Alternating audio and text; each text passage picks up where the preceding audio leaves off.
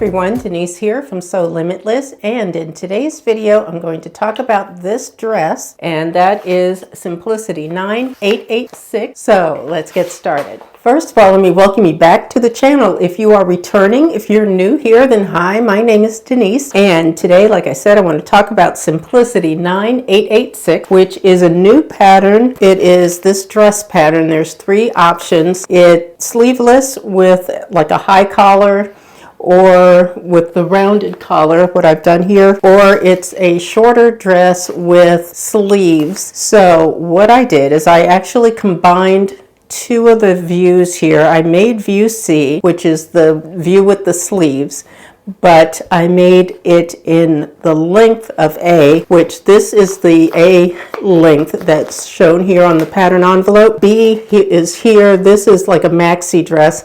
View A is a midi. So that's what I wanted. I wanted that that length, and so that's what I did. I kind of just combined views A and C. But this pattern is for woven fabrics, just so you know. It says here, chalets, charmeuse, crepe, double georgette, lightweight cotton blends, rayon, silky types. This blue, it's like a periwinkle blue. I don't know how well it shows up on video, but it is something I've had in my fabric stash for quite some time, and it's something, I know I bought it at Joann's. It's a cotton blend, and I know they used to at least have these linen-like is what they would call them, cotton blends.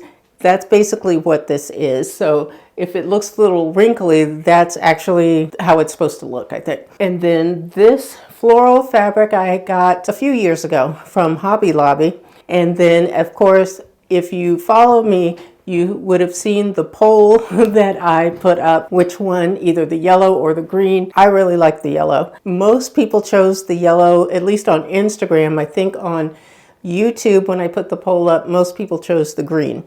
I like the yellow, so that's what I went with. Now, this yellow fabric is fairly thin. Basically, what you're doing is you're color blocking. So the very first thing that I did is I did a very rudimentary sketch of the line drawings of the pattern, and I will show you that. And what I did in the drawing is I mapped out with colored pencils which color fabrics I wanted for which section. So that was very helpful because it really helped me to keep things straight. Drawing, even if you can't draw, do that because it's very helpful. And that way, draw the front and the back and color in whatever colors. It's actually not a difficult pattern. I did work on this for 2 days, and I was actually surprised. And I think, though, the reason that it wasn't difficult for me is because I did a lot of prep work ahead of time. I did the sketch.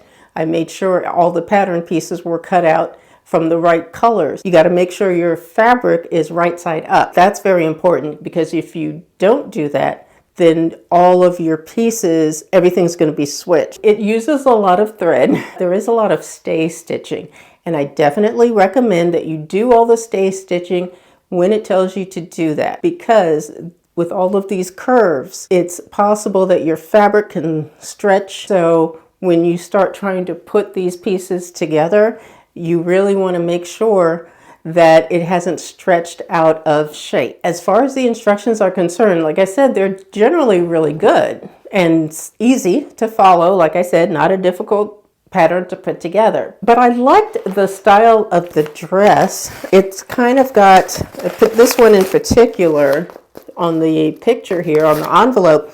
It kind of gave me that sort of a 60s era feel to it. It's a comfortable dress. I wasn't so sure that I liked it, and I was almost done when I was like, do I really want to finish this? And the only thing at that point that I needed to do was put the sleeves in. So I went ahead with the sleeves. Once I got those in, I liked the dress. And I tell you, it's because it fit better. That's the reason. It looked better.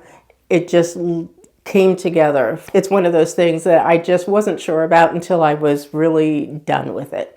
So the hem is just a simple hem. I just serged, I didn't even tuck it in.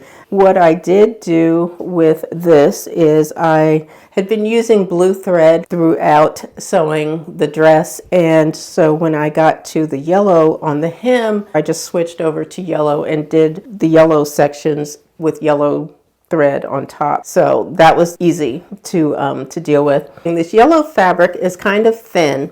So what I did is I just took some extra fabric and cut 2 pocket pieces out of the yellow, and that way it really blends in better, because using the blue, this color, this blue here would have been too dark and you just would have seen a big dark pocket underneath. So I did cut 2 of them out of the yellow fabric. So if you're using a lighter fabric, especially if it's thin, you might want to keep that in mind, just to think about cutting 2 of them out of the lighter fabric. It might just save you a little trouble later, because I did do that after, because I had cut all of them out of the blue fabric, not quite understanding exactly how all of this was coming together. So sometimes we figure these things out as we go. Overall, I think it turned out really well.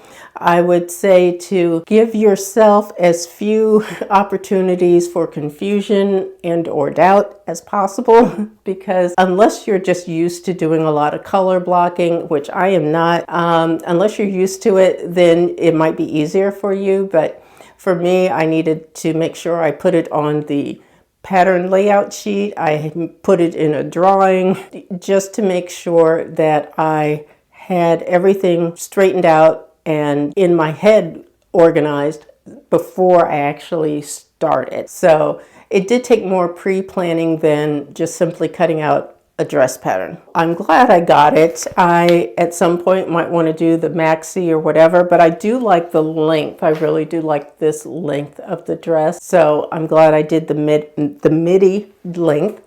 But that's basically it for this video. If you do have any questions or comments, please leave them down below. Go ahead and like the video and subscribe to my channel. That way, and hit the notification bell. That way you don't miss a new upload. But I do thank you all for watching. Take care, and I will see you in the next video. Bye-bye.